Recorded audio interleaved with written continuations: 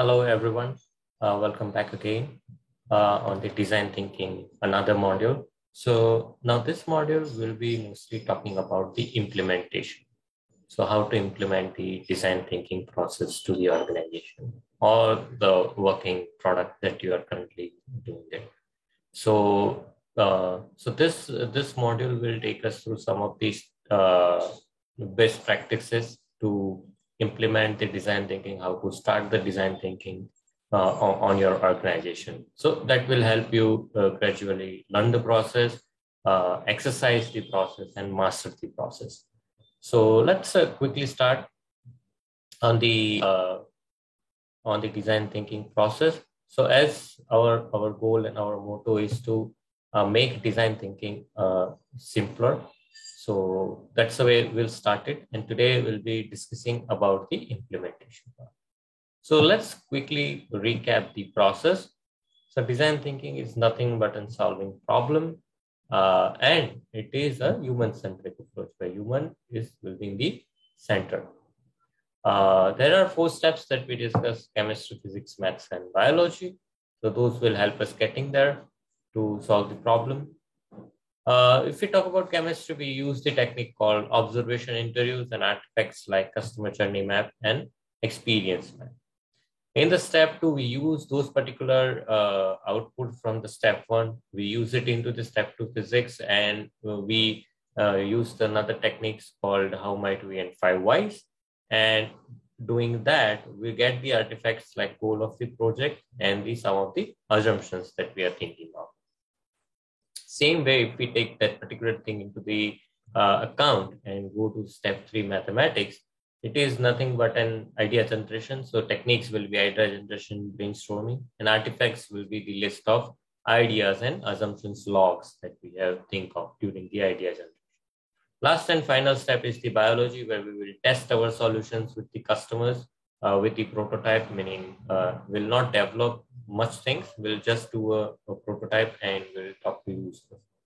And these are the four steps that we were discussing on the design thinking process. Now, if we need to implement these particular steps into our product or into our organization, then we can do it. But for that, before going to implement this particular stuff, we need some of the things from the organizations, meaning the top management and the people who is currently working on the project or the product.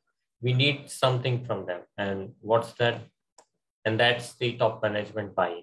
First of all, each and every top management people, CXO people or the project managers, everybody has to buy in, because if somebody has the difference of opinion and they don't have buy-in, it will problem eventually. So we need 100% buy-in from the top management to follow this particular process and believe in this particular process.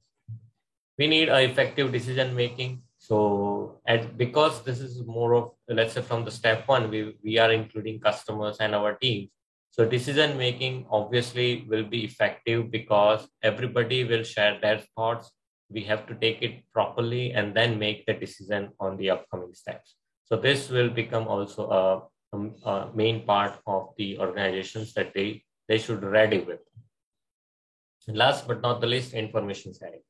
As we are involving everybody, so information sharing will be the primary one and toughest one.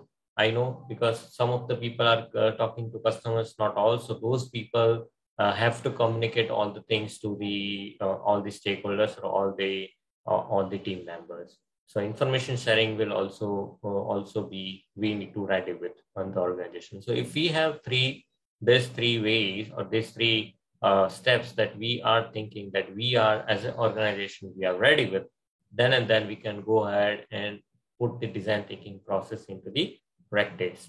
And those are, I think, as we see, top management buy-ins, effective decision making, and information sharing.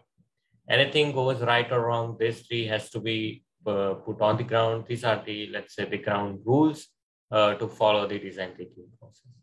Now, let's say we are ready with this. So our organization, our top management are buying, we will do the decision making and information sharing. We also have some tools of path ready to share the information.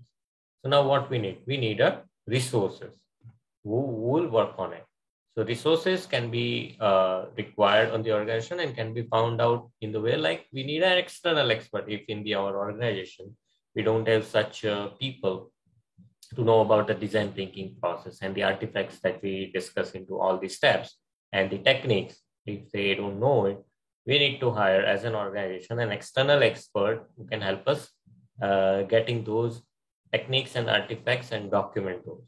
So this is the resource required. Apart from that, if company is promoting somebody or if somebody has desire to learn and grow, then internal resources of the company also help.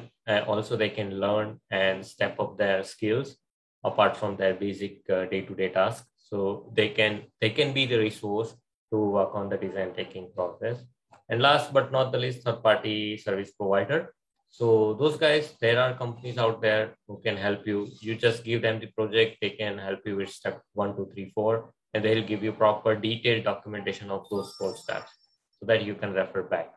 So these are the resources organization required to start the processes. So in this way, if we need an implementation on the resources side, if you think about it, we need an external expert who know each and every step, each and every technique, each and every artifacts, and he has to be mastered on that. So we need those people. There can be 1 people, there can be 4 or 5 people, based on expertise that we are looking for. Internal resources, as we discussed, internal resources, if somebody has the skill or somebody needs to improve their skills, they can go ahead and take initiative. And last one is the third-party service provider. So those guys can help us too on getting there. I think that's I think pretty much it on the implementation side.